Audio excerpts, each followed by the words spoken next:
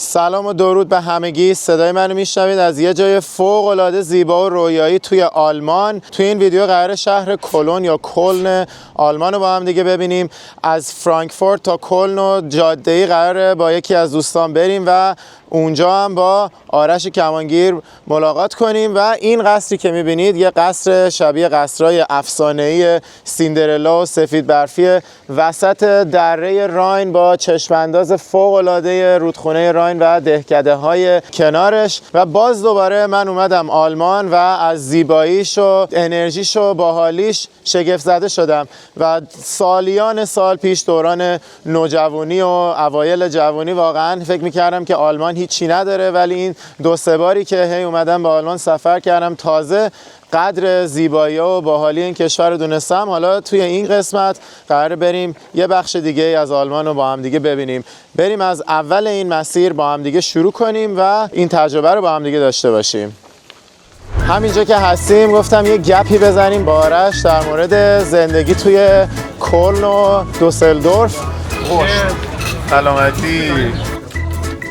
اصلا مگه میشه؟ این دفعه توی شهر تقریبا شهر شما میبینمتون. حالا رسیدیم به پل عشاق کلن.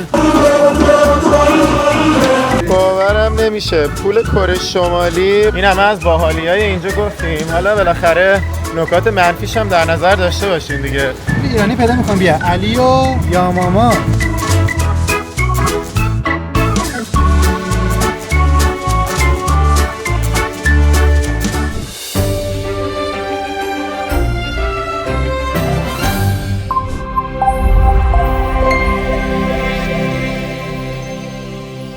مسیرمون رو از فرانکفورت به کلن یا کلن یا دقیقاً چجوری تلفظ میکنن مهدی جون؟ من همون ایرانی کلنشو میگم. کلن میگن آره. ایرانی‌ها. خب آقا مهدی از ویدیوهای قبلی که میشناسینش و از ویدیوهای کره شمالی داریم الان با هم دیگه میریم به سمت کلن و قراره که بریم با آرش کمانگیر یه روز رو توی کلن بگذرونیم و راجبش یاد بگیریم. و الان توی اتوبان بدون محدودیت سرعت آلمان هستیم و قراره که 2 ساعت توی این جاده بریم یا شاید هم کمتر. به تابلوش داریم میرسیم. تابلوی سرعت محدود داره. چجوریه تابلوش؟ تابلوش معمولا یا 3 تا خط خالیه یا رو سرعت قبلی 3 تا خط میکشن. یعنی رو صده 3 تا خط کشیده. محدودیت سرعت رو کنسل کردن. آره دیگه اینجا هر چقدر بخوایم میشه. بریم که ببینیم جادهش چجوریه. این مسیر رو با قطار هم میشه رفت چون قطارش سریع و سریع‌تر میشه، ولی ما اومدیم که با ماشین بریم که جاده رو بهتر ببینیم و یه رود تریپی هم باشه دیگه. طرفای ظهر میرسیم و آرش میاد با ما ملاقات میکنه. طرف موتور داره 150 60 چقدر داره میره؟ 170 70 80 تا راه 170 80 تا داره میره. کم بریم سرعت بالا 200. من تا حالا با این سرعت توی ماشین نشستم. خوبیش اینه که میدونی قانونیه، اینش خیلی جالبه. تا اوایل هم قشنگ یه حس، مثلا من اوایل میشد میدیدیم یه ماشین پلیس داره میره، منم لاین سرعتم تا منو میبینه میره کنار، مثلا تو من 200 رد میشه، یه حس اینجوری داره که انگار داره یه جرمی مرتکب میشه. مثلا مگه میشه با 200 تا از ماشین پلیس رد شی اونم هیچ کاری نداشته باشه؟ و تازه اونم میبینی با عجله میره کنار که چرا راهتو بسته، مثلا حواسش احساس شرمندگی میکنه پلیس. ببخشید که من جلوی شما که داری 250 تا میری وایسادم. البته این سرعتش به کیلومتره. من حالا تو آمریکا به مایل عادت کردم، یه عدد 200 میبینم کرکوپرم میریزه، ولی یادم میفته که نه اون تازه 120 میشه به مایل، یعنی 120 مایل رو تجربه کردم، هرچند که بازم خیلی تنده واقعا. 120 مایل بری که تو آمریکا میگیرن خفت میکنن. ولی ندیده نبوده برام اینکه بتونی مستدام با این سرعت بری و کسی هم کاری به کارت نداشته باشه. همچنان برام عجیبه.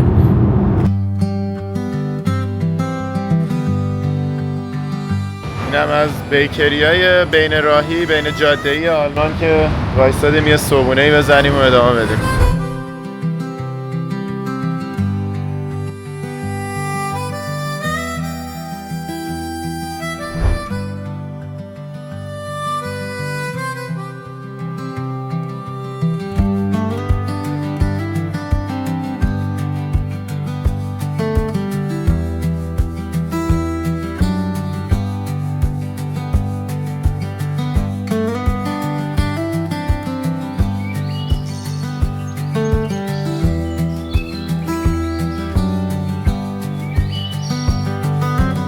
در طبیعت راین هستیم نزدیک شهر کلون و الان اومدیم که یه قصر معروفی رو اینجا ببینیم که خیلی منو یاد قصر نویشواینستاینی که نزدیک مونیخ رفته بودیم میندازه. قصر سیندرلا و سفید برفی که قبلا راجع بهش صحبت کردیم توی ولاگ مونیخ. حالا این دفعه ورژن راینش رو میخوایم ببینیم. اون ورژن آلپش بود، کوههای آلپ. حالا میریم ورژن دره راینش رو ببینیم.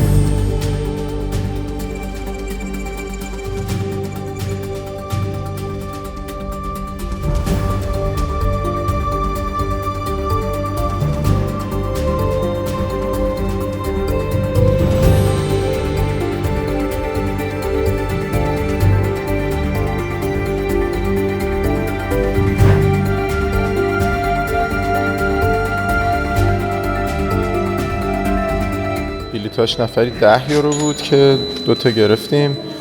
میریم از اینجا وارد میشیم.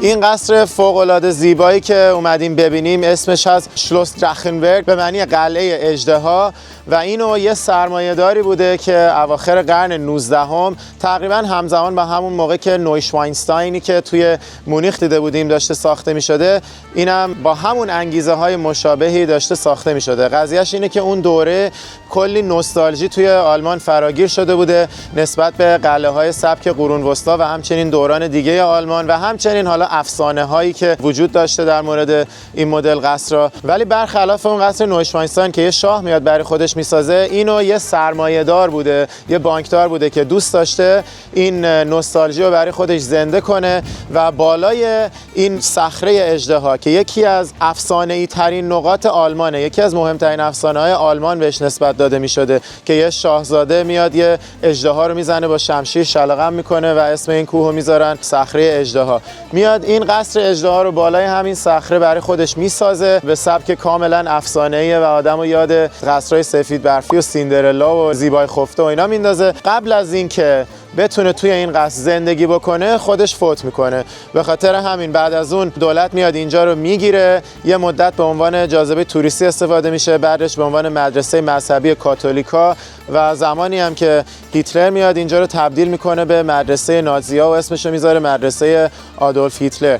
و بعد از اینکه اون میمیره دولت اینجا رو باز میگیره و میخواسته کلا بزنه نابودش کنه تا اینکه یه سرمایه‌گذار شخصی میاد اینجا رو از نابودی نجات میده، داخلش رو کلا میاد ریمودل میکنه، شبیه تزیینات قدیمی بازسازی میکنه و تبدیلش میکنه به یه جاذبه توریستی. حالا داخلش هم میریم میبینیم که چقدر تزییناتش برازنده و زیباست و چشمانداز داره به دره زیبای راین و دهکده های کنارش. به خاطر همینه که بهش میگن نویشواینستاین آف د راین، چون که اون نویشواینستاین که تو ولاگ مونیخ دیده بودیم یه قصر رویایی و افسانه‌ایه که چشمانداز داره به کوههای آلپ.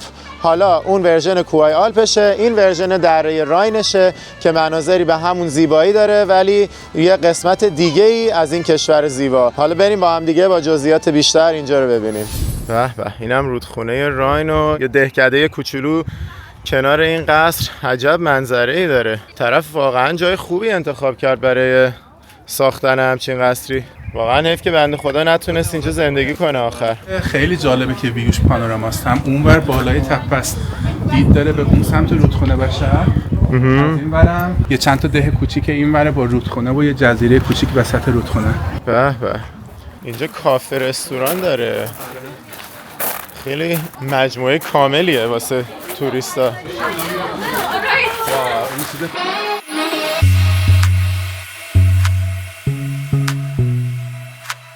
نگاه کن چه گلارایی زیبایی داره این وسط. به به، اصلا خیلی باور نکردنیه منظرش. عجب چیزیه، خیلی منظرش خوشحالیه. کرکوپرم ریخته. وای. و یه چیز جالب بهتون بگم، ما اصلا امروز همینجوری راه افتادیم بریم سمت کلون و من و مهدی جفتمون اصلا حواسمون نبود که این وسط راهه، ولی هر دوتامون بر اساس اتفاق اینجا رو از قدیم الایام توی نقشه پین کرده بودیم که یه روزگاری که این دور و بر بودیم یه سر اینجا هم بیایم. یا من رو نقشه میدم یه دونه پینی تک و تنها وسط جاده افتاده. گفتم که نظر چیه اینو هم تو راه بریم؟ نقشه‌شو باز کرد گفت منم یه پینی اینجا دارم. نگاه کردید همونه. خلاصه این شد که گفتیم پس دیگه حتما باید بریم. و الان ما داریم یه همچین مناظر زیبایی رو که کاملا حواسمون نبود و اگه حواسمون رو جمع نکرده بودیم از دستش میدادیم میبینیم.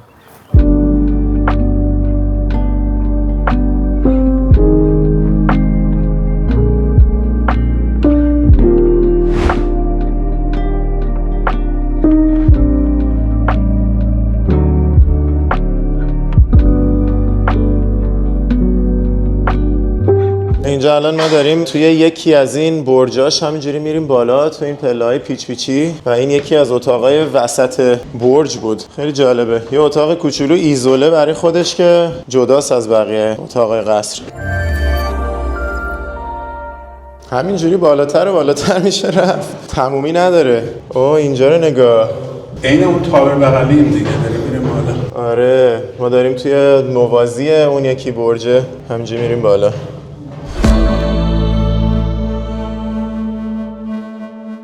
رسیدیم بالای بالاش.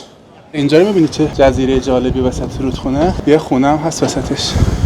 راست میگه کی اون وسط اون جزیره زندگی میکنه؟ واقعا من هر بار که به آلمان سفر میکنم یه چند تا تجربه خیلی باحال اینجا دارم که هی نظرم نسبت به آلمان مثبت و مثبت‌تر میشه. چقدر آخه اینجا زیباست، چه منظره‌ای.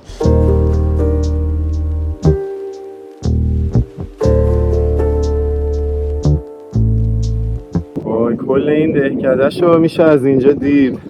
عجب منظره‌ایه.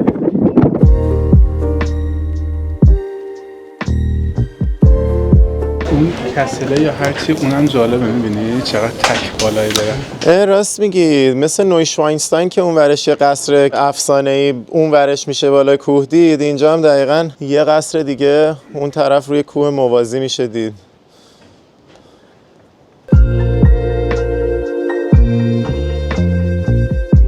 حالا اومدیم این سالن طبقه پایینش رو ببینیم. فوق‌العاده تزیینات زیبایی داره.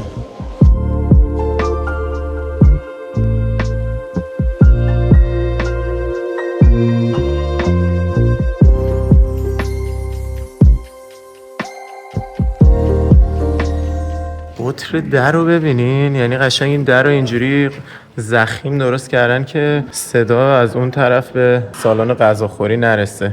این شیشه هاش احساس میکنم دقیقاً کاراکترهای کارتونیه هم یا از این سری داستانا و اینا. آره داستانای افسانه‌ایش رو روی این شیشه ها اومده نقش بسته. چقدر قشنگه نقاشی هاش. آره نگاه کن پایین لوستره چه طرحی داره. ولی خداییش دمشون گرمه. ببین همین که میذاره ما هم بیایم فیلم و اینا هم بگیریم باز خودش خیلی حرفه. اون نویشواینستاین اصلا نمیتونی داخلش فیلم بگیری. اینجا قشنگ راحت و مجاز بدون هیچ محدودیتی میتونی فیلم بگیری. میگم که حسین یه چیزی که برام جالبه این پنجره هاش انقدر قشنگه، هم بستش خیلی خوشگله، هم ویوی که بیرون دیدیم الان باز بکنی واقعا بی‌نظیره. فرق نداره چه ببندی چه باز بکنی، منظره عالیه. چون من لحظه فکر می‌کردم حیف اینا بستن آدم بیرون رو ببینه، دیدم خود اینا هم خیلی قشنگه. احتمالاً این خود نقاشی بوده که اینجا رو اون وسطی نقاشی کرده دستش. راستی خودش هم اینجا کشیده. البته آخرای قرن 20 که این بازسازی شده دیگه ملت موهاشون این شکلی نبوده. چقدر موهاشون پریشونه این خانم‌ها، می‌بینی؟ آره همه مو پریشونن. انگار دارن شنا می‌کنن یا دختر از دستش سکه داره می‌ریزه طلا از بالای اسب اون، می‌بینی؟ این داره آهنگ می‌زنه. فوق‌العاده زیباست. فکر کن تو این زاویه هایی که این اومده نقاشی کشیده، این نقاش بدبخت چند روز همینجوری گردنشو کج گرفته بالا این گوشه ها رو اینجوری با این دقت نقاشی کنه و با این جزئیات انقدرم خوب درش بیاره با این همه پیچ و خم. واقعا من که تحت تاثیر قرار گرفتم. با چیکار کنیم؟ از این قصر نمیتونیم دل بکنیم. اون و آرش منتظرمونه. جاذبه هاش ناتمامه. آخه آدم نمیتونه دل بکنه. خب مگه میشه آدم نیاد اینجا رو ببینه؟ خدا وکیلی نگاه کنین این طرح‌ها رو، اصلا فوق‌العاده مجذوب کننده است.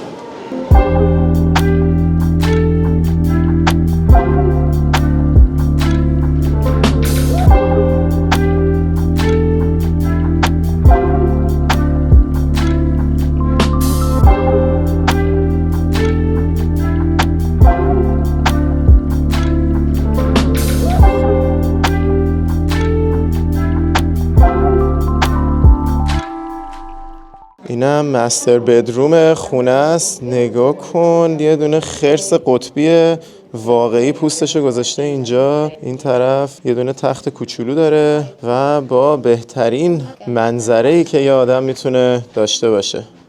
اینو ببین، دوباره یه اتاق خفن دیگه، این دفعه با پوست خرس، نمیدونم گریزلیه چیه این یکی. دوباره منظره فوق‌العاده از یه بالکن این اتاقا و یه فضای نشستن دور همی وسط اتاقشه طرف. اصلا مگه میشه؟ اینم رختکن همین اتاق هست. دقیقا اگه ببنده سیستم دور در و اینا مثل اون یکی نداره، میبینی؟ دقیقا مچ بشه تو فکر میکنی دیواره، هیچی نیستش اینجا. یه جوری ساخته که حالت در مخفی داره. راست میگی.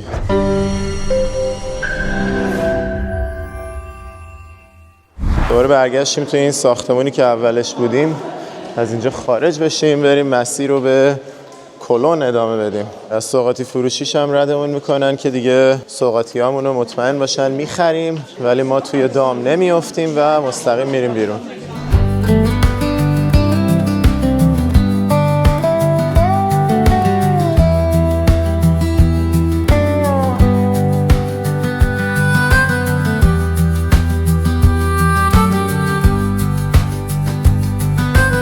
رسیدیم به این کلیسای کاتدرال یا دوم کلون. عجب چیزیه. وای، منتظرم سریعتر پارک کنیم و پیاده شیم بریم این شهر رو بگردیم. وای چقدر خوبه.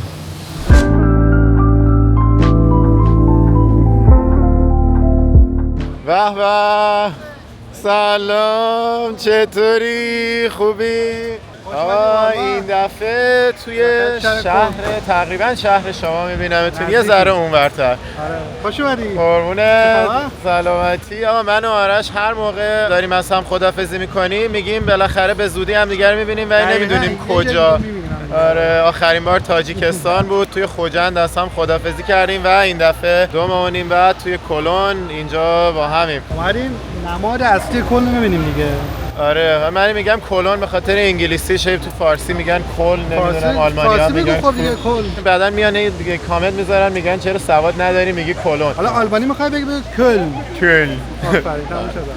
خب آره، راجع به این کلیسا چی داری بگی بهمون؟ این کلیسا خوبیه، یکی از نمادهای شهر کلن. همینی که هست. ولی میرسه 600 سال طول کشیدین بسازن؟ 600 سال. آره. جدی میگی؟ مهدی جون تو راجع به این چی گفتی؟ در حد همین میدونم که خیلی طول کشیده بسازن. شبیه یه دونه توی میلان هست. آره. چیز سفید رنگیه که میگن خیلی طول کشیده. 800 سال میساختن و هنوزم در حال چیزه. آره، هنوزم تموم نشده. آره، اینم مثلا این دیتیل ریز اینا رو نگاه کنی انقدر چیز ساختش ظریفه، میبینی هر کدوم اینا و این که بالاش که خیلی طول کشیده و الان هم تکنیکالی حساب بکنی میبینی یه جایش سفید کردن، عملاً مینتیننسش تمام نمیشه دیگه. بعد تو گفتی که با شکوه ترین کلیسای آلمانه به نظرت؟ عملاً نظر شخصیم بود، من دیتای چیزی که اینترنت دیده باشم نیست. این چیزایی که من تا حالا تو آلمان دیدم از این بزرگتر قشنگتر ندیدم. نه این دیگه یه جوری الان آره قبلا بوده، خب که جنگ جهانی مثلا خراب شده، تخریب شده، ولی این تنها کلیسای بزرگ و قدیمی. میدونی چه سالیه؟ چه سالیه؟ 1200. نه بابا، الان 2025 1200 شروع کردم بسازن. آها. 600 سال بعدش تموم شد. 1800 شد بودن. حالا اینجا نیومده بودی؟ من نه، تا حالا کلن نیومده بودم. آقا میدونی کلمه اود کلون دقیقاً انگلیسی شبیه همین کلون با جی نوشته میشه و فکر کنم اود کلون اصلا اسمش از همین شهر اومده. نه نمیدونم، چون نوشتارش که یکیه. واسه همین من میگم اگه ما اونو میگیم اود کلون پس چرا اینو هم نمیگیم کلون، چون تو انگلیسی دقیقاً مثل هم نوشته میشه. شهر کلنه، تموم شد رفت.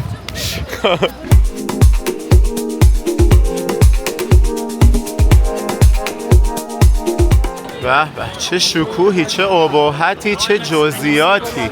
واقعا کیف کردم. خیلی تجربه های شبیه تجربه های مونیخ هم داره تکرار میشه اینجا. از اون قصره که الان رفتیم دیدیم که خیلی منو یاد نویشوایستاین مونیخ انداخت، تا این کلیسای باشکوه که منو یاد اون ساختمون شهرداری مونیخ انداخت تا یه حدی، همون قد که اونجا کرک و پرم ریخ اینجا هم ریخت. اینا چی هم بودایی ها اینجا چیکار میکنن؟ اومدن با دینه دیگه آشتی. آره اومدن تبلیغ بوداییت کنن توی کلیسای مسیحی.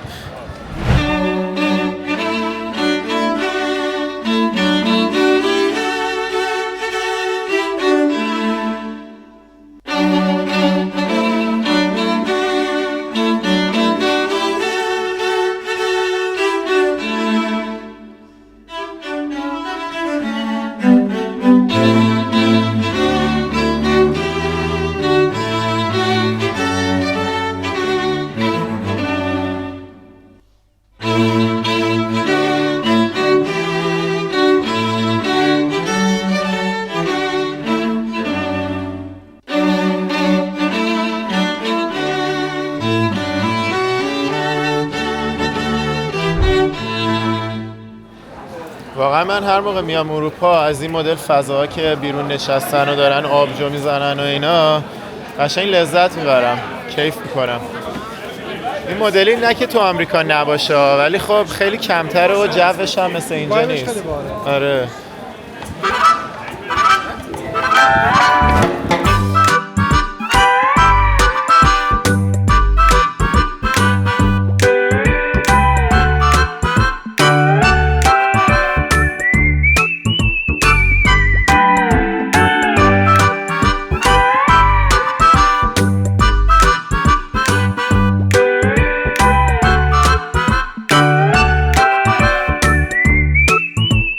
شهر آلمان هر کدوم آبجو مخصوص خودشونو دارن که خیلی بهش میبالن.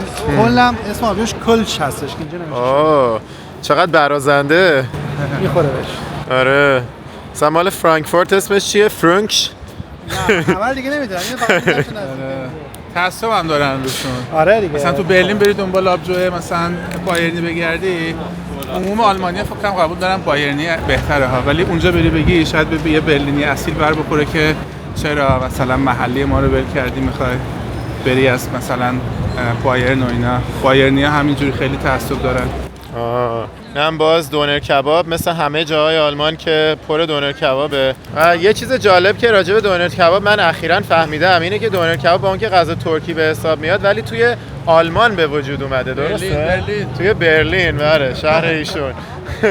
یعنی ترکایی که ترکای برلین اونجا ابداعش کردن. ولی الان یه جوری غذای کارگری و دانشجویی حساب میشه دیگه. قیمتش الان یه ذره گرونتر شده ولی قیمتی که 2 برابر شده. آره 2 برابر شده. داستان این چیه؟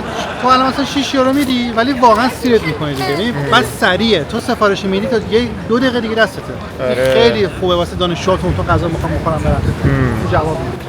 آره عربان فکر کنم روی این چیز دارن، اونا میگن شاورما اینا، ما همونو داریم میچرخه.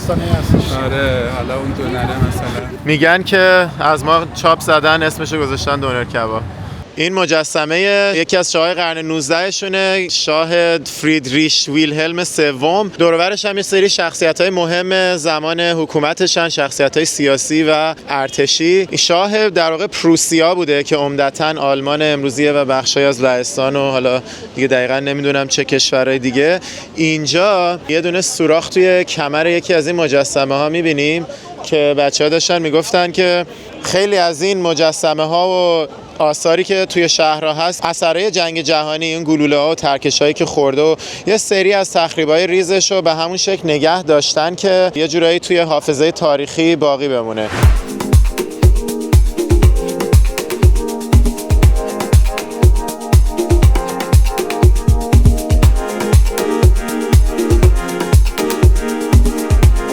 چقدر زیباست اینجا، خیلی باحاله. یاد آمستردام و اینا میافتی و دقیقاً هم کنار رودخونه است. آمستردام هم که پر رودخونه و اینجور چیزا و حس و حالش هم همون حس و حال شلوغی و باحالی و انرژی رو داره.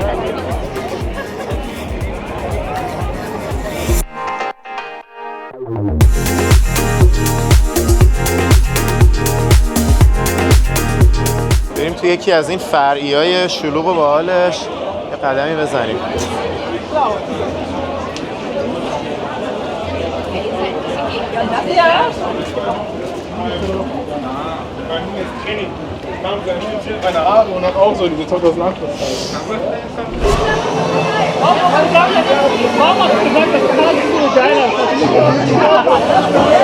بچلارت پارتیه اینجا.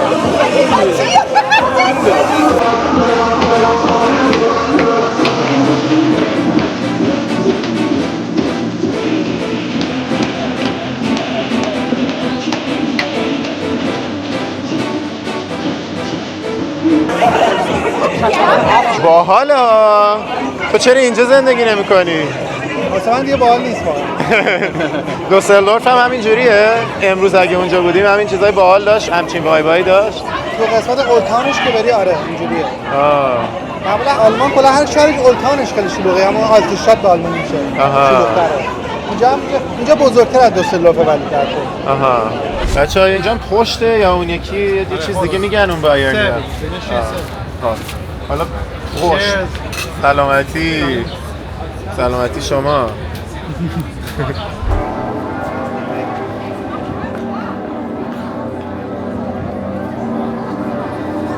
ما دوباره داشتیم از جلوی این کلیسا رد می‌شدیم. داریم برمیگردیم پارکینگ که با مهدی عزیز خداحافظی کنیم. داره برمیگرده برلین.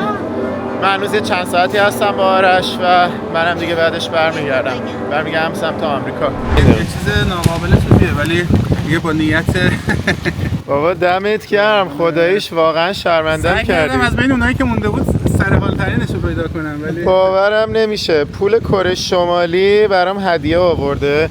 با اون که زمانی که رفته کره شمالی همدیگر رو نمیشناختیم، انقدر لطف داشته که الان برای من یکی از این چیزایی که واقعا گیر نمیاد یه همچین اسکناس نادری رو آورد داد به من. ما خیلی خوشحال شدم. و همچنین واقعا از آشناییت خوشحال شدم.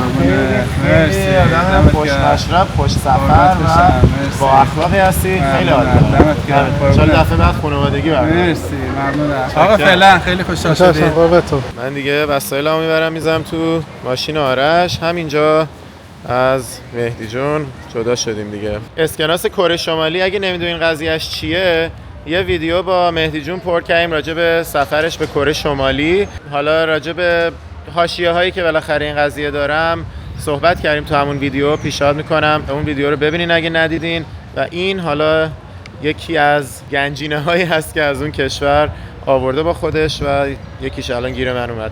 دستش درد نکنه. میریم حالا برای ادامه برنامه با آرش عزیز. بریم فعلا این وسایل رو بذاریم تو ماشینت. ببین چه بارونی گرفت. این همه از باحالیای اینجا گفتیم. حالا بالاخره نکات منفیش هم در نظر داشته باشین دیگه. تازه الان مثلا هوای خوبشه. هوا گرمه الان. آره. آرش ببین نگاه با چه تیپی اومده در مقایسه با من. ولی 10 تا پوشیدی رو هم. چه خبره؟ با 2 تا پوشیدم. ولی واقعا اینجا خب هواش حساب کتاب که نداره هیچی. یه بخش عمده سالم زیاد قابل تحمل نیست برای حالا خیلی از آدما من جمله من. الانم با اون که تو فصل خوبشه یه همچین ریسکایی وجود داره همیشه. اومدیم از بارون پناه گرفتیم یه غذایی میزنیم با آرشو به سلامتی شما. اپرول ایتالیایی که توی آلمان از خود ایتالیا محبوب تره، من اینجا گرفتم که تو این سفر آلمان بی بهره نمونم از اپرول. غذامون هم همین الان رسید. مال من که زانوی یه حیوانیه، فکر کنم گاو باشه. نه گاوه بابا، مشخص استخون. آخه خوک اینقدر استخون داره. گاوه. نه گاوه. آره گاوه. مال آرش هم که همبرگر استیکه. آره ولی نه توش ولی پنیره. میبینی زد بیرون. پاک فلایشه. آره باحاله، جذابه. با برنج و اینا. وایب فضاش هم خیلی باحال و خوبه. ان شاءالله که تا بیاد تموم شه بارون هم قطع شده باشه و ما بریم یه چرخی بزنیم بازم. خب حالا رسیدیم به پل عشاق کلون. اینجا هم باز دوباره یه عالمه از این قفل و دخیلا بستن. عشاق محترم میخوایم بریم از روش رد شیم. نیکا هم که نیست، قراره که با آرش بریم از روی این پل. من فعلا پر کردم. منم سرگشته حیرانت ای دوست. حالا آقا اینجا کلونه، کلون نیستش. ببخشید بابا من چیکار کنم آخه یه هم گفتیم ات کلونیا الان بیا بگم کل. یه چیز جالب که میخوام بگم اینجا فکر نمی‌کنم بود چون فرانکفورت هم یه پل داره اینجوری رفتی دیدی اونو؟ آره اونجا فکر کنم انقدر حجم این زیاد شده بود که کلا تخلیه کردن یا خالی کردن چون دیگه داشت رسما دیگه سقوط می‌کرد. آره دیگه پل میریزه پایین. سنگ میشه الان این ور نذاشتن کسی بزنه این ور فقط. قبلا که تو اومدی این ورش هم بوده؟ یا نه فکر نمی‌کنم این ور انگار دیدم چیکار کردن که کسی نمیزنه. ببینی اصلا صاف مگه میشه؟ ولی بعد نگاه کن داوود و نوا. حالا الان خیلی دوستم برم بپرسم واقعا هنوز با هم هستن یا نه. نصف این قفلا بیشتر نصفشون اصلا جداشون هم رفته تموم. البته اینا رو خب میان هی میکنن دیگه، یعنی اینا احتمالاً اخیرترن، مال مثلا یه سال اخیرن. چه پولی دهم یه شهرداری اینا همون آب میکنه. آره آره الان بریم مثلا این هاستلا میبینی نصف قفلاشون بازیافتی ایناست. خیلی جالبه اسمانو من همیشه میخونم. ایرانی پیدا میکنم بیا علی و یاماما. علی و یاماما از توکیو زده. آره دمش گرم علی، دمت گرم علی انشالله که موفق باشی. آره تو این قفله هر چقدر خلاق‌تر باشی بهتره دیگه. مثلا همه سعی می‌کنن اون قفله که بامزه تره بزنن. مثلا این قلبه جالب توشون. آره این خوبیش اینه که میتونن برام میان رمزشو میدونن دیگه، نمیتونن برام میان بردارن. راست میگی. آره طرف تقلب کرده. آره رمزی زده. بعد کلیدشو بندازن تو آب، نه؟ احتمالاً این کارو میکنن. ولی این جالبه. انقدر این دستش بزرگی که توش باز چند تا قفل بقیه اومدن زدن. این چه رابطه سمیه. آره 10 تا قفل ترکیه است. همینجا که هستیم گفتم یه گپی بزنیم با آرش در مورد زندگی توی کلن و دوسلدورف، چون که بالاخره آرش که خبره است اینجا بوده سالها. یه ریشی سفید کردم تو اینجا. آره واقعا. و ما همیشه توی سفرها دوست داریم که نظر کسایی که اینجا زندگی میکنن، مخصوصا ایرانیایی که اینجا زندگی میکنن رو بشنویم و این دفعه دیگه اصل قضیه آرش رو داریم که راجع به این قضیه صحبت کنیم. حالا اول از همه میخوام ازت بپرسم که تفاوت‌های اصلی که بین کلن و دوسلدورف هست و اینکه چرا یکی میاد این برای انتخاب میکنه، چرا یکی اون برای انتخاب میکنه، چون میتونم جفتشون هم خیلی ایرانی زیاد داره، درسته؟ و چیه که این دوتا رو از هم متمایز میکنه برای آدما؟ ببین تفاوتاشو میتونم بگم نظر خودم، ولی خب ممکنه هر کسی با یه دیدی اونش یه سری اصلا به خاطر کار میان این شهر یا اون شهر، اصلا ربطی هم نداره. ولی ببین که اینجا این کلن شهر بزرگتریه ولی کلا یه ذره شهر هیپی بهش میگن. شهر هیپی خیلی آدماش میخوام آلمانی بگم خیلی دوستانه با هم برخورد میکنن، آدمای کولی دارن، باحالن. آلمانیش چی میشه حالا؟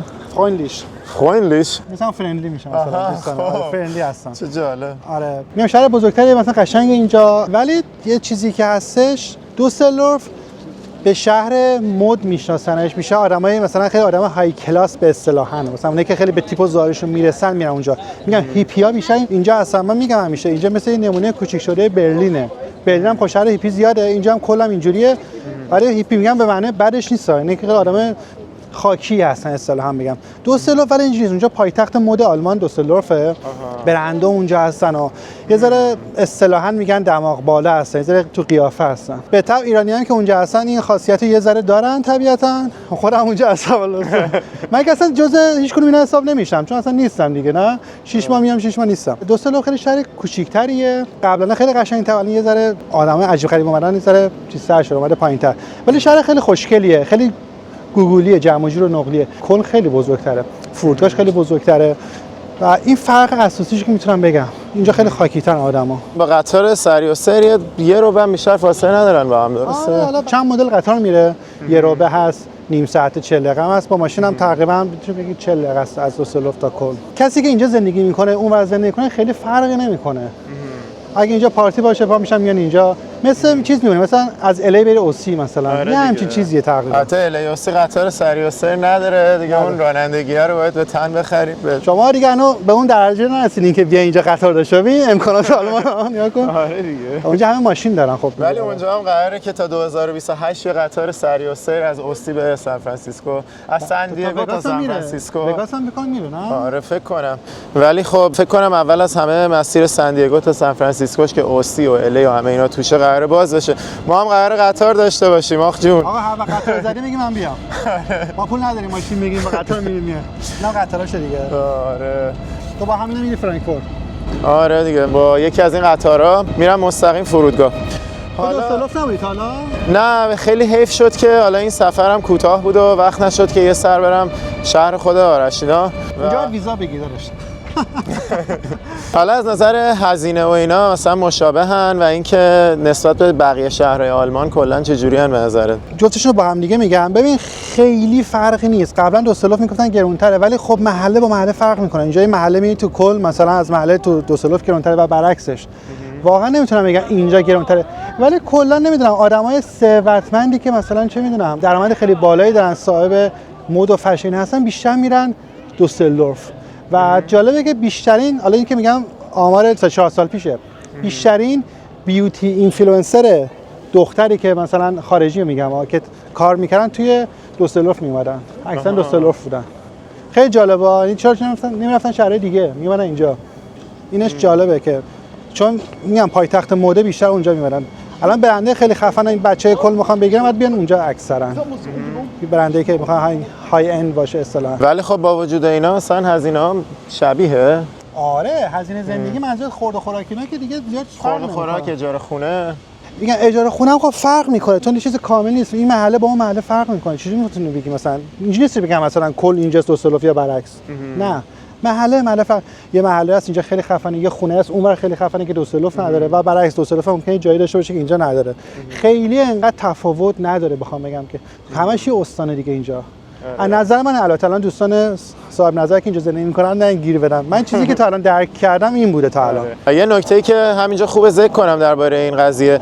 پارسال هم که اومدیم آلمان با یه سری از دوستایی که آلمان زندگی می‌کردن صحبت کردیم بعد بعضی اومدن کامنت گذاشتن که صحبتاشون اشتباهه و نمیدونم اینجوری نیست و کلا قضیه اینه که خب هر کسی داره تجربه خودشو میگه. ممکنه تجربه دو نفر کاملا با هم دیگه فرق کنه. چیزی که یه نفر میگه قطعا اشتباه نیست ولی خب ممکنه کامل نباشه. مثلا حالا تجربهش فرق داشته با تجربه یه نفر دیگه. به هر حال ما الان داریم تجربه آرش رو میشنویم که خودش هم خیلی با آدمای مختلفی صحبت کرده درباره این قضیه. فقط این تجربه شخصی چند نفر بچه‌ای که می‌خواستن بیان بین کل و دوسلدورف شک داشتن زندگی کنن اینی که با من برخورد داشتن صحبت کردن تهش گفتن دوسلدورف بهتره. دلیلاشو دقیقاً نمیدونم ولی مثلا میگفت اینجا چیه اونجا رو ما بیشتر دوست داریم. میگم اونا ایرانی بودن 100% و حالا یه آشنایتی داشتیم که با هم صحبت کردیم. ممکنه اتفاقی باشه بازم. آره ولی در کل من کلا خیلی دوست دارم. مودش فرق میکنه. می اینجا منسی دو تا شهر دوسلدورف با هم دیگه جنگی همیشه دارن. مثلا اینور میگه آبجو ما خیلی خفن تره کلشون و میگه آبجو آلتما بهتره تو دوسلدورف. یک کلکل ریزی دارن. بعد جالبه که دو تا پیج هم هستن که هم واسه کل هست هم واسه دوسلدورف تو اینستاگرام که این همیشه با هم دیگه کلکل میکنن. این اون میکوبه اون اینو میکوبه. میشه میگه همش داستانه. این کلکله با مزه دارن. تیم فوتبالشون هم همینطور. کلا توی اروپا این قضیه خیلی زیاد دیده میشه کلکل بین شهرها. تو آمریکا سر فوتبال آمریکاییه بیشتر. مثلا آره مثلا اوسی‌ال با هم کلکل ندارن ولی غیر از اون مثلا میگه اون آبجو من بهتره. نه کلکلا چون سر بیسبال و فوتبال آمریکایی و بسکتبال فقط سر ورزشه. آره شهرهایی که تو این ورزش‌ها مطرح نیستن اصلا کلا وارد این کلکلا نمیشن. مثلا مثال بخوام بگم مثلا چه می‌دونم ویدیو بوده طرف رفته از کل رفته دوسلدورف آبجو اونا رو گرفته مثلا داره دیوار شکونده گفته این می‌خوام چیکار آبجو آلمانی دارین مثلا اونم مثلا میگه نه نمیدونم این چیزیه. بعد اون سه تا ساختمانا می‌بینی؟ خب آرکی مینی الواننده آره اونم مسکونی ساختمان قشنگه کلا خیلی خاصه. چه جالبه. نیست که ولی جزء ساختمان یونیک اینجاست. کلا فضاش خیلی دوست داشتنیه اینجا. حالا بخوای با فرانکفورت مثلا مقایسه کنی مقایسه‌ای داری؟ اتفاقا چند وقت پیش که یه پارتی بودی بچه فرانکفورت اومدن اینجا پارتی دوسلدورف بعد کلکل بود میگفتن اینجا خیلی بده مثلا فرانکفورت خب میگفتم چرا میان اینجا میگفت در هفته 3 بارم میام اینجا. نمیدونم فرانکفورت هم قشنگی من به خاطر آسمون خراشش اونجا خیلی دوست دارم. این خیلی خاصه اینش خیلی باحاله ولی من خودم شخصا باشم بخوام ترجیح بدم این سمت‌ها دوسلدورف فقط ترجیح میدم. حالا کل دوسلدورف خیلی فرق نمی‌کنه و به نظر من از همین‌ها بالاتر میتونه مونیخ باشه. مونیخ رو دوست دارم. وای منم مونیخ خیلی دوست داشتم. آلمان واقعی اونجاست. اینا همینجا شهر کشف. آره اون البته یه نمونه کوچیکی از آلمان ولی من خودم مونیخ جزء قشنگ جزء 10 تا شهر فرهنگ تو بری اصلا دنیا. حس می‌کنی آلمان واقعی اینجاست. سبک خونه‌هاشون، رستوران‌هاشون، مردمشون ببینید بافتشون همه خیلی دست نخورده تره نسبت به جای دیگه. اینجا اصلا انگار از آلمان خارج شده، انگار همین شهر معمولیه. آره خیلی جالبه. دیروز همین دوستمون مهدی که ازش خدافظی کردیم از من پرسید که چند تا شهر برتر تو دنیا چیه. من تا حالا به شهرهای برترم خیلی فکر نکرده بودم. همیشه میگفتم مثلا کشورهای برترم مثلا مکزیک، اندونزی، ویتنام، اینا همیشه مثلا برای من جزء چند تای اولن. ولی به شهر برتر فکر نکرده بودم. وقتی اینو پرسید یکم فکر کردم واقعا مونیخ جزشه. مثلا مونیخ جزء 5 تا شهری بود که من مثال زدم. گفتم توکیو رو خیلی دوست دارم. نمیدونم نیویورک رو دوست دارم. مونیخ رو دوست دارم. خودم برام جالب بود که یکی از اولین چیزایی که اومد تو ذهنم مونیخ بود. خیلی واقعا با مونیخ حال کردم. شهر خودت دوست نداری زندگی می‌کنی؟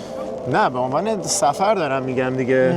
وگرنه که خب بعد اولیشو بگم شیراز، نمیدونم دومیشو بگم تهران. نه جاهایی که زندگی کردم، جاهایی که احساس تعلق دارم بهشون رو در نظر نگرفتم اون یه بحثه دیگه. نه اون یه بحثه. بحثم این بودش که اش بارونی هم داره میاد. آره ما تو این جوی میگیریم.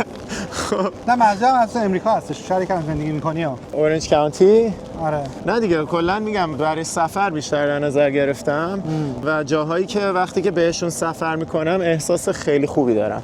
بیشتر اونجوری مقایسه میکنم شهرها رو. وگرنه خب مثلا همون نیویورک و لاس وگاس و نمیدونم مونیخ و اینا هم که دارم میگم جایی نیست که بخوام زندگی کنم، ولی برای سفر خیلی دوستشون دارم. با این سفر به نظر من واقعا فرانکفورت رو خوشم اومد. رفت جز شهرهای مورد علاقم، حداقل جز 20 تا رفت، شاید جز 10 تا، ولی با اطمینان میتونم بگم جز 20 تا شد. و حالا کلن و اینا هم خیلی حال کردم، ولی خیلی کوچیک‌تر از اونیه که بتونه بره تو لیست. کجا؟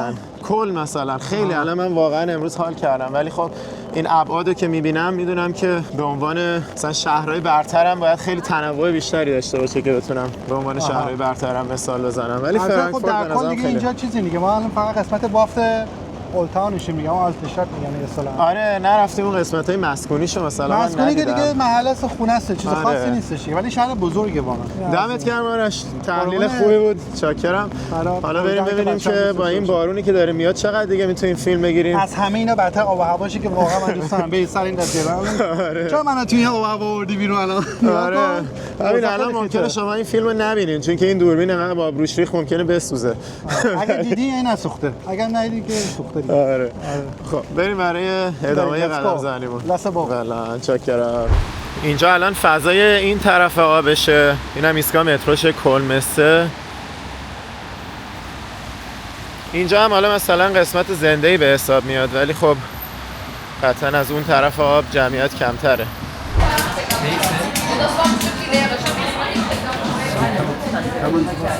اینجا بیشتر برنامه‌ها داخل رستوران و باراست. داخلش رو نگاه کنی اکثرا یه سری آدم هستن. البته هوا خوب باشه همه بیرونن. الان هوا بارونی بود رفتن تو. آره. وگرنه الان آفتابی بود کلا یه جو دیگه اینجا می‌دیدی. خیلی بهتره. بعدم فکر کنم اینجا توریستا کمترن و محلی هم از بارون فرار میکنن، ولی اون ور که توریست بیشتره دیگه چاره‌ای ندارن توریستا مثل من دیگه. الان اینجا و دیگه بعد از زمانشون استفاده کنن، هر جور باشه میریم بیرون دیگه. دقیقاً. اول تا اونجا که فرصت هست نگاه می‌کنیم ببینیم چه خبره دیگه. من خودم اینجا نیومدم تا اولین بار دارم اومدم واسه. دمت گرم. یه خیابون رینگ هم هستش که حالا بچه کل میشستن اونجا، هم پر رستوران و کافه بار هست، اونجا هم جای باحالیه. اینجا امریکن اسپورت باره و در این حد که توی آلمان داره هاکی پخش میکنه. حتی هاکی که مال کاناداست بیشتر، آمریکا هم حالا یه نقشی داره توش، ولی این برم داره فوتبال پخش میشه. فوتبال بین آلبانی و صربستان. دقیقاً امروز یه سری از بازی‌های مقدماتی جام جهانی داره انجام میشه. این آلبانی صربستان هم یکیش بود. آره. ایران که رفت. نه ایران هم به قطر باخته. به قطر سفر کردی. به قطر سفر. ولی ایران رفته بود جلو دیگه. آره. ان شاءالله که خیره. ببینیم چی میشه جام جهانی. آره، امیدوارم که فضا طوری باشه که بشه از تیم ملی حمایت کرد. میشه به نظرت؟ با این وضعیت تیم ملی زیاد فعلا خوشبین نیستم با سرمربیگری امیر قلعه‌نویی. گل زد پاسبال دیگه. نه میذاره بعید میذارم. امیدوارم. آره. اگه مردم راضی باشن، دلشون باشه تیم ملی باشه، ما هم اگه نباشن ما هم نیستیم دیگه. اگه بزرگیه. آره. ببینیم چه جوری تا سال بعد فضا. ما الان اومدیم یکی دیگه از جاهای معروف کلن به اسم رینگ. آرش اینجا چه خبر باید باشه؟ اینم خیابون رینگ، قراره که شلوغ باشه ولی با این آب و هوای افتضاحی که الان هستش خب همه میرن یا تو رستوران‌ها و کافه بارا میشینن دیگه بیرون نمیان. ولی اگه هوا خوب باشه این سمت مثلا پایین‌ترش که میری دیگه انقدر کافه باره قشنگ است، مردم کنار خیابون میشینن، آبجو میخورن، شراب میخورن، کیک میکنن، با هم دیگه صحبت میکنن، خیلی جوش باحاله. ولی الان فازو نداریم چون هوا یه جوری زمستونی شده الان. آره شانست اینجا یاری نکرد. من خودم چند هفته پیش اومدم خیلی واید خوبی داشت، خیلی خفنه. الان افتضاح، دقیقاً نقطه مقابلش. آره دیگه، باز خوبه که حداقل یه ذره این بارونه بگیر نگیر با همون تا کرد که بتونیم اون قسمت‌های باحال شهر رو ببینیم. به کوب نیومد. آره آخر وقت شد و دیگه گفتش برین دیگه بستتونه، به اندازه کافی روی خوب بهتون نشون دادم. حال دادم دیگه، بسته برد بازید. خلاصه این رینگشه، الانم شیشه رو دادم پایین، داره بارون میریزه رو صفحه دوربین.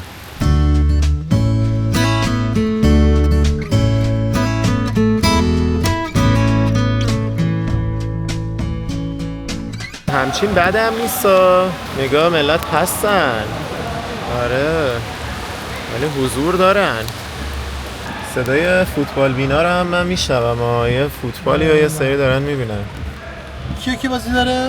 نمیدونم، امشب میگم این بازی‌های مقدماتی شروع شده ولی نمیدونم، از آلمان فکر نکنم این ساعت بازی داشت. نه الان سربا الان شاید بازی داشته باشن، سربا اینجا زیاد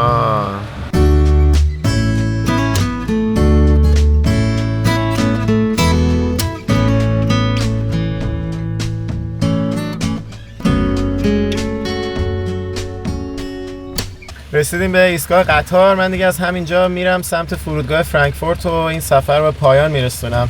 دمت گرم آرش، حال داد، کوتاه بود ولی بالاخره مختصر مفید. آره مختصر و مفید و دیگه شهر خودتونه که هنوز ندیدم ولی دیگه راجبش یکم یاد گرفتیم و اینجا هم شهر شما به حساب میاد دیگه، یه رو با قطار که دیگه این حرفا حوزه استفاده آره ولی کار خوبی کردی اومدی دیگه. باتری دوربینت هم تموم میشه. آره دیگه قشنگ دیگه حسابی استفادهش کردیم که دیگه به پایان روز که رسید دیگه جونی براش نمونه. دمت گرم آقا، ان شاءالله سفر بعدی یه جای دنیا هم دیگه رو می‌بینیم دیگه. دوباره ببینیم کجا میشه. باحاله. پاسو بندازیم ببینیم به کجا میرسه این دفعه. موقع خود باش. خب بچه‌ها بریم که دیگه حالا تو فرودگاه هم بهتون نشون میدم ولی فعلا با آرش خداحافظی می‌کنیم. بای بای. با یه دونه قطار مستقیم از کلن اومدم رسیدم به فرودگاه فرانکفورت. در ضمن من چون لحظه آخری تو خود فرودگاه بلیطو گرفتم 97 یورو پول بلیطم شد، در صورتی که آرش میگفت اگه از قبل بگیری ممکنه 20 یورو 30 یورو بشه و حتی بعد از ظهر چک می‌کردیم 67 یورو بود. بعد یه موقعی که می‌خواستم بگیرم 97 شده بود. اینو خواستم بگم که شما در جریان باشین، این بلیط‌ها رو از قبل بوک کنین، مثل من نشه الکی 3 برابر بره تو پاچتون. هنوز نمیدونم میخوام شبو چجوری برسونم به صبح، ولی چون پروازم 7:30 صبحه نمیدونم الان که 12 شبه برم الکی یه هتل بگیرم بعد دوباره 4 ساعت بعدش پاشم بیام فرودگاه، یا اینکه دیگه همینجا این چند ساعت رو سر کنم. احتمالاً دیگه همینجا چند ساعت رو سر کنم دیگه، آخرش که رسیدم خونه خوب استراحت کنم. الان فهمیدم که مثل اینکه اصلا این موقع شب نمیشه از سکیوریتی رد شد، یعنی سکیوریتی چکش اصلا باز نیست. مثلا بعد چند ساعت یا این برای سکیوریتی چک طی کنم و خیلی ها دیدم که توی فرودگاه مثل من منتظرن که باز بشه و روی این مبله الان پر آدمه، همه جاها رو گرفتن دارن میخوابن چرت میزنن تا گیت های سکیوریتی چک دوباره باز بشه. فعلا همه جاها رو گرفتن و یه دونه جا هم نمونده برای من. برم ببینم صندلی چیزی پیدا میکنم یکم چرت بزنم یا نه. نه آقا مثلا الان اینجا تخت خوابیده دیگه. آخرش یکی از اون جاهایی که دیدین و منم تونستم پیدا کنم و یه چند ساعتی بخوابم. صبح خیلی زودم اومدم از این سکیوریتی چکش رد شدم قبل از اینکه صف بشه بتونم خودمو برسونم به این طرف سمت گیتا. دارم میرم که سوار پرواز پاریس بشم و بعدش از پاریس باید برم فرودگاه عوض کنم و برگردم لس آنجلس.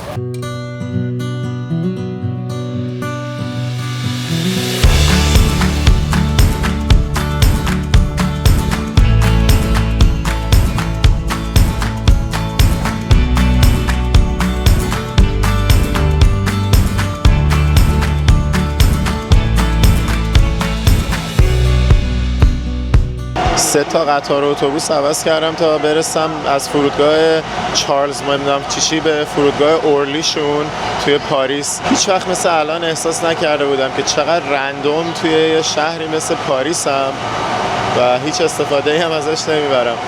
این بار پنجممه توی پاریس. این دفعه خیلی حس عجیبی بود که کل عرض شهر رو طی کردم که از این فرودگاه برم اون فرودگاه و فقط همین، یعنی از شهر هیچی ندیدم، فقط تو قطار اتوبوس بودم. تصمیم یهویی که گرفتم پاشم بیام فرانکفورت برای ارزون‌تر در اومدن بلیط‌ها مجبور شدم یه همچین سختیایی رو تحمل کنم که بلیط ارزون‌تر در بیاد و برم خونه. ولی جالب، پرواز پاریس به لس آنجلس فقط $200 بود. به خاطر همین من از فرانکفورت اومدم پاریس و از پاریس دارم برمیگردم. دیگه سهم من از پاریس این دفعه همین منظره‌های اندکیه که پشت سرم داریم می‌بینید.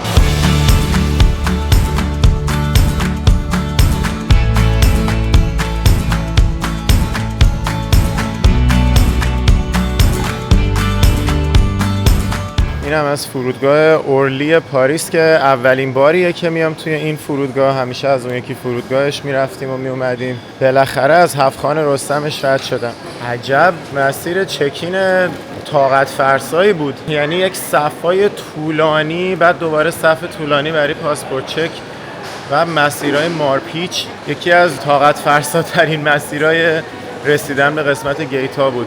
دیشبم که روی نیمکت سفت توی فرودگاه خوابیدم. 3 تا مسیر قطار عوض کردم تا برسم به اینجا. واسه همین دیگه حسابی کوفته و داغونم. حالا یه 12 ساعتم پروازه دیگه، برسم خونه یه کمی خستگی رو در کنم.